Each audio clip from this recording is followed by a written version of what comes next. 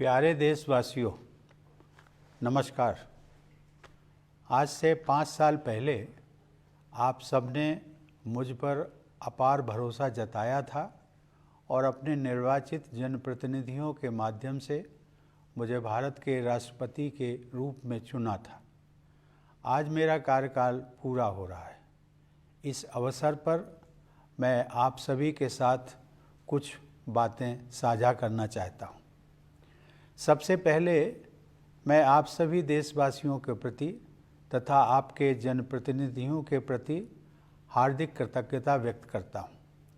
पूरे देश में अपनी यात्राओं के दौरान नागरिकों के साथ हुए संवाद और संपर्क से मुझे निरंतर प्रेरणा मिलती रही।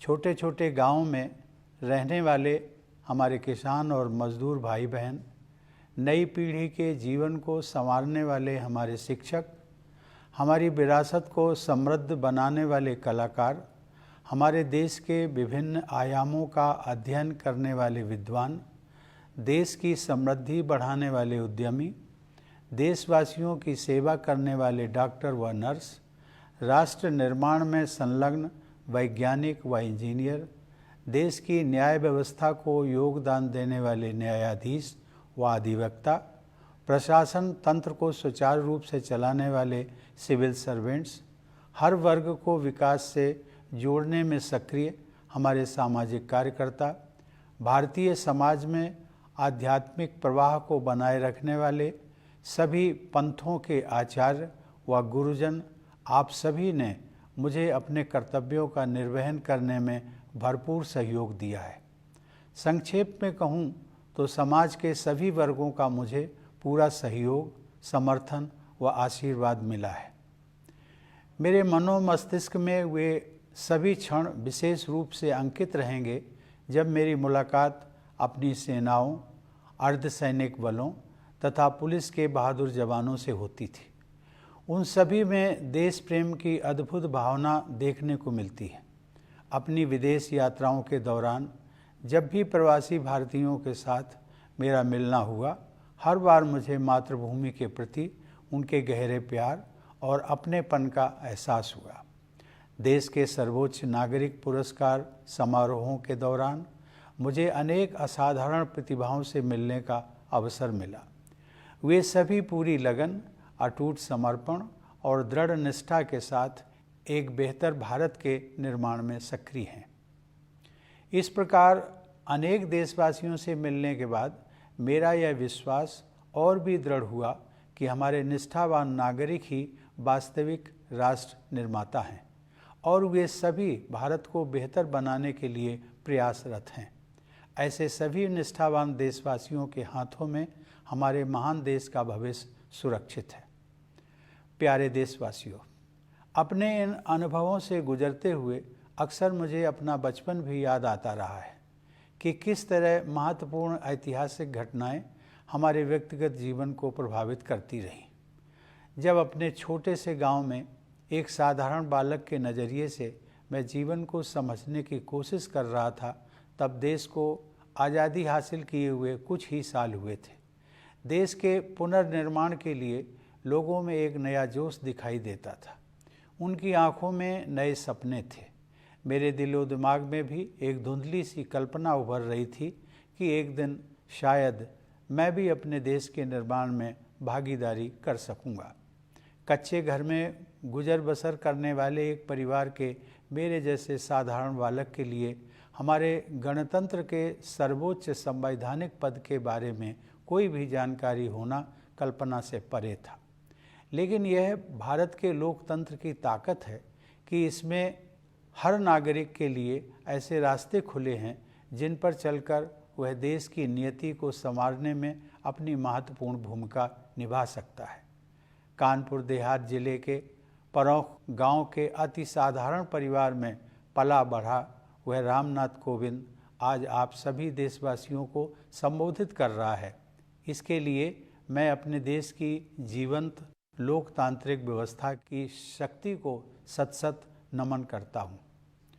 चूँकि मैंने अपने गांव का उल्लेख किया है, तो मैं इस बात का भी उल्लेख करना चाहूँगा कि राष्ट्रपति के कार्यकाल के दौरान अपने पैतृक गांव का दौरा करना और अपने कानपुर के विद्यालय में वयोवृद्ध शिक्षकों के पैर छूकर उनका आशीर्वाद लेना मेरे जीवन के सबसे यादगार पलों में हमेशा शामिल रहेंगे।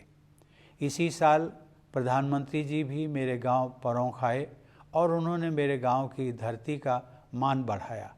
अपनी जड़ों से जुड़े रहना भारतीय संस्कृति की विशेषता है। मैं युवा पीढ़ी से यह अनुरोध करूंगा कि अपने गांव या नगर और अपने विद्यालयों तथा शिक्षकों से जुड़े रहने की इस परंपरा को आगे बढ़ाते रहें। प्यारे देशवासियों, आजकल सभी देशवासी आज़ादी का अमृत महोत्सव मना रहे हैं। अगले महीने हम सब भारत की आज़ादी की 75वीं वर्षगांठ मनाएंगे। हम 25 वर्ष की अवधि के उस अमृत काल में प्रवेश करेंगे जो स्वतंत्रता के शताब्दी वर्ष अर्थात 2047 में पूरा होगा। ये विशेष ऐतिहासिक वर्ष हमारे गणतंत्र के प्रगति पथ पर मील के पत्थर की तरह है। हमारे लोकतंत्र की ये विकास यात्रा देश की स्वर्णिम संभावनाओं को कार्य रूप देकर विश्व समुदाय के समक्ष एक श्रेष्ठ भारत को प्रस्तुत करने की यात्रा है। आधुनिक काल में हमारे देश की इस गौरव यात्रा का आरंभ ब्रिटिश हुकूमत के दौरान राष्ट्रवादी भावनाओं के जागरण और स्वाधीनता संग्राम के साथ हुआ। 19वीं शताब्दी के दौरान पूरे देश में पराधीनता के विरुद्ध अनेक विद्रोह हुए। देशवासियों में नई आशा का संचार करने वाले ऐसे विद्रोहों के अधिकांश नायकों के नाम भुला दिए गए थे। अब उनकी वीर गाथाओं को आदर सहित याद किया जा रहा है। 19वीं सदी के अंतिम तथा 20वीं सदी के आरंभिक वर्षों में नवीन जन चेतनाओं का संचार हो रहा था और स्वाधीनता संग्राम की अनेक धाराएं प्रवाहित हो रही थीं। वर्ष 1915 में जब गांधी जी स्वदेश लौटे, उस समय देश में राष्ट्रीयता की भावना और भी प्रबल हो रही थी। अनेक महान जन नायकों की उज्ज्वल आकाश गंगा का जैसा प्रकाश हमारे देश को 20वीं सदी के आरंभिक दशकों में प्राप्त हुआ, वह विश्व इतिहास में अतुलनीय है। जहाँ एक और आधुनिक युग के एक ऋषि की तरह गुरुदेव रवींद्रनाथ टैगोर हमारी सांस्कृतिक विरासत से देशवासियों को फिर से जोड़ रहे थे, वहीं दूसरी ओर बाबा साहब भीमराव आम्बेडकर समानता के आदर्श की ऐसी पुरजोर वकालत कर रहे थे जैसा अधिकांश विकसित देशों में भी दिखाई नहीं दे रहा था। तिलक और गोखले से लेकर भगत सिंह और नेताजी सुभाष चंद्र बोस तक, जवाहरलाल नेहरू, सरदार पटेल और श्यामा प्रसाद मुखर्जी से लेकर सरोजिनी नायडू और कमला देवी चट्टोपाध्याय तक, ऐसी अनेक विभूतियों का केवल एक ही लक्ष्य के लिए तत्पर होना मानवता के इतिहास में अन्यत्र नहीं देखा गया है। मेरे मस्तिष्क में और भी कई विभूतियों के नाम उभर रहे हैं, लेकिन मेरे कहने का तात्पर्य यह है कि स्वाधीन भारत की विभिन्न परिकल्पनाओं से संपन्न अनेक महान नेताओं ने भारत की स्वाधीनता के लिए त्याग और बलिदान के अद्भुत उदाहरण प्रस्तुत किए। इसमें कोई संदेह नहीं है कि स्वाधीनता संग्राम पर गांधी जी के परिवर्तनकारी विचारों का प्रभाव सबसे अधिक पड़ा और उस दौरान उन्होंने कोटि कोटि देशवासियों की जीवन धारा को नई दिशा दे दी। देवियों और सज्जनों, लोकतंत्र के जिस पथ पर हम आज आगे बढ़ रहे हैं, उसकी रूपरेखा हमारी संविधान सभा द्वारा तैयार की गई थी। उस सभा में पूरे देश का प्रतिनिधित्व करने वाले अनेक महानुभावों में हंसाबेन मेहता, दुर्गाबाई देशमुख, राजकुमारी अमृत कौर तथा सुचेता कृपलानी सहित 15 महिलाएं भी शामिल थीं। संविधान सभा के सदस्यों के अमूल्य योगदान से निर्मित भारत का संविधान हमारा प्रकाश स्तंभ रहा है और इसमें निहित आदर्श चिरकाल से संरक्षित भारतीय जीवन मूल्यों का हिस्सा रहे हैं। संविधान को अंगीकृत किए जाने से एक दिन पहले संविधान सभा में अपने समापन वक्तव्य में डॉक्टर आम्बेडकर ने लोकतंत्र के सामाजिक और राजनैतिक आयामों के बीच के अंतर को स्पष्ट किया था। उन्होंने कहा था कि हमें केवल राजनीतिक लोकतंत्र से संतुष्ट नहीं होना चाहिए। मैं उनके शब्दों को आप सबके साथ साझा करता हूँ। उन्होंने कहा था, हमें अपने राजनीतिक लोकतंत्र को एक सामाजिक लोकतंत्र भी बनाना चाहिए। राजनीतिक लोकतंत्र टिक नहीं सकता यदि वह सामाजिक लोकतंत्र पर आधारित न हो। सामाजिक लोकतंत्र का क्या अर्थ है? इसका अर्थ है जीवन का वह तरीका जो स्वतंत्रता, समानता और बंधुता को जीवन के सिद्धांतों के रूप में मान्यता देता है। स्वतंत्रता, समानता और बंधुता के इन सिद्धांतों को एक त्रिमूर्ति के अलग अलग हिस्सों के रूप में नहीं देखना चाहिए। उनकी त्रिमूर्ति का वास्तविक अर्थ यह है कि उनमें से किसी भी हिस्से को एक दूसरे से अलग करने पर लोकतंत्र का वास्तविक उद्देश्य ही समाप्त हो जाता है। प्यारे देशवासियों, जीवन मूल्यों की यह त्रिमूर्ति आदर्शयुक्त, उदारतापूर्ण और प्रेरणादायक है। इस त्रिमूर्ति को अमूर्त अवधारणा मात्र समझना गलत होगा।